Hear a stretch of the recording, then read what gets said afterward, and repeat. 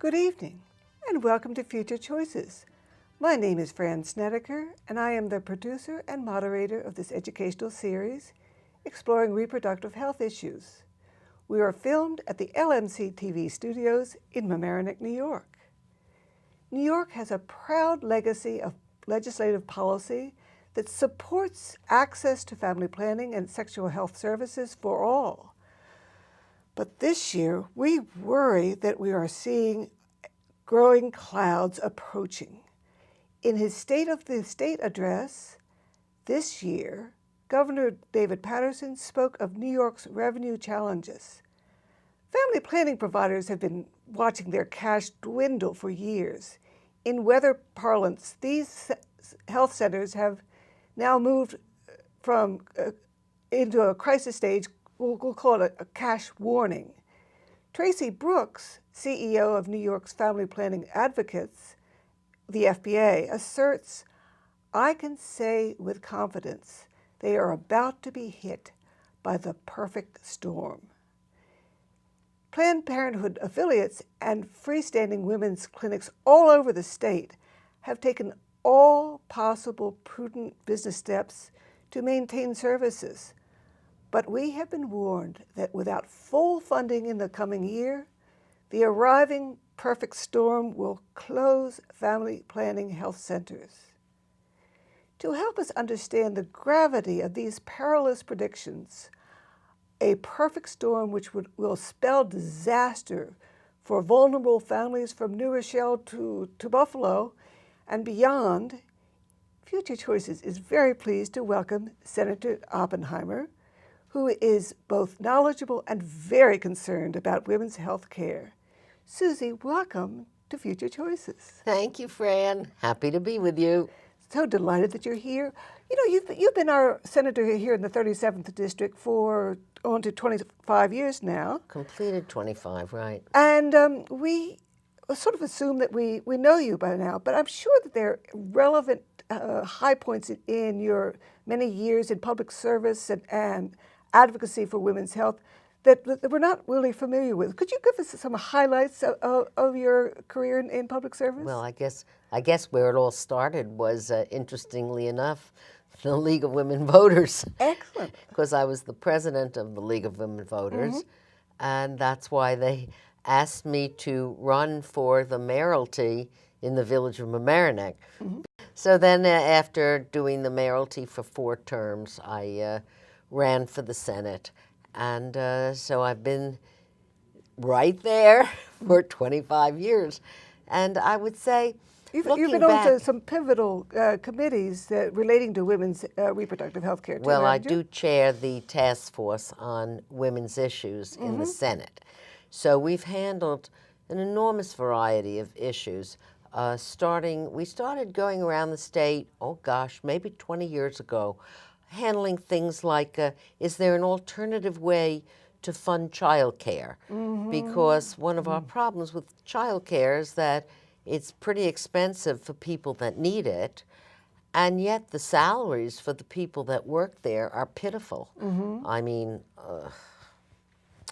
someone caring for dogs in a pound do better.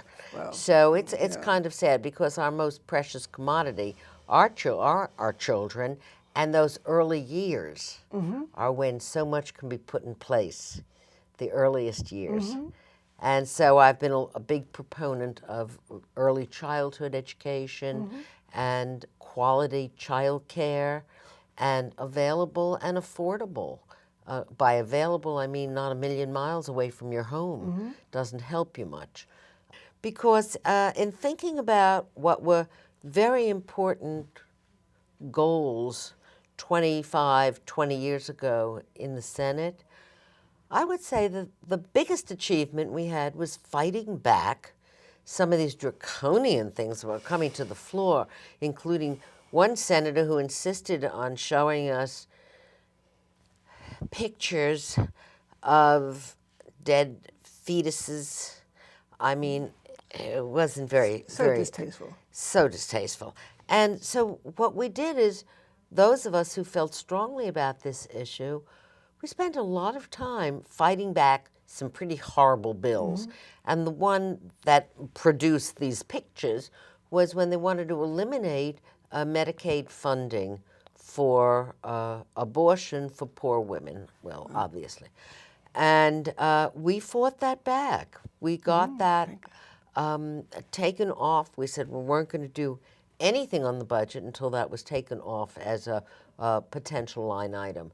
So after that, that took about, maybe several years to get off of the budget. But then they insisted still, before we would pass the budget, they would do their little presentation, even though they knew that wasn't going to be in the Medicaid part of the budget. So that, I mean, to think that fighting negative things and preventing them from happening, I think that really was a few of us women standing together with each other and saying, this is not acceptable. And we have very few women in the Senate. Back then, I think we were like 5 out of 61. And even now, we are, I think we're 8 Democratic women and 2 Republican women out of 62. But that's a pretty poor showing for New York because most states are doing better than we are. Actually, the Assembly in New York does a lot better. I would say about a quarter of the Assembly is now female. Progress. And that is progress, even though we all know that the women in our country are about 53% of the population. So it's certainly not equity yet. But we're moving, as you say, we're moving in the right direction. And then it was only about, I'm not good on remembering the exact dates, but I would say about 7 years ago, where we thought it was a great, maybe 4, a great victory that we got EC, emergency contraception, for rape victims. Can you believe that? I mean, it's like a no-brainer. But that meaning that the hospitals are now required to offer exactly. it and to provide it. And to provide it. But back then it was just for rape victims, and we considered that a huge victory.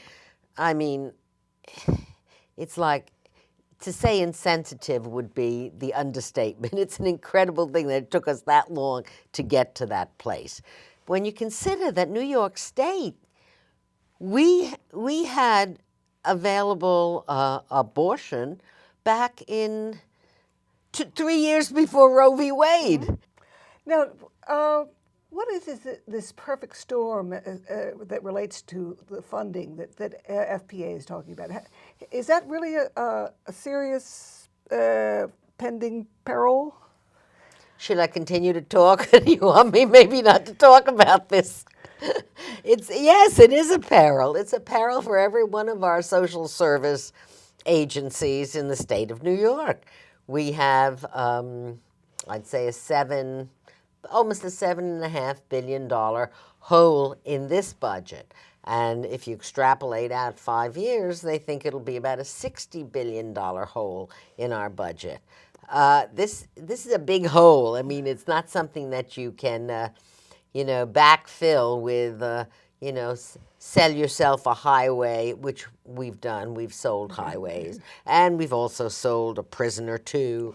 But, I mean, that's just foolishness, and we can't do those kind of silly things. Really, it was silly. Planned Parenthood and FPA tend to insist that family planning funding is smart budgeting for New York State. How does that fit in with, is that smart budgeting for us this year, or can we look to full funding for family planning without a monstrous increase in our taxes? Well, family planning obviously is something that you and I dearly love, know its benefits, know that, for every $1 we put in, we get $4 back. It's actually, for most of the people that come into family planning clinics, it is their main source of health care.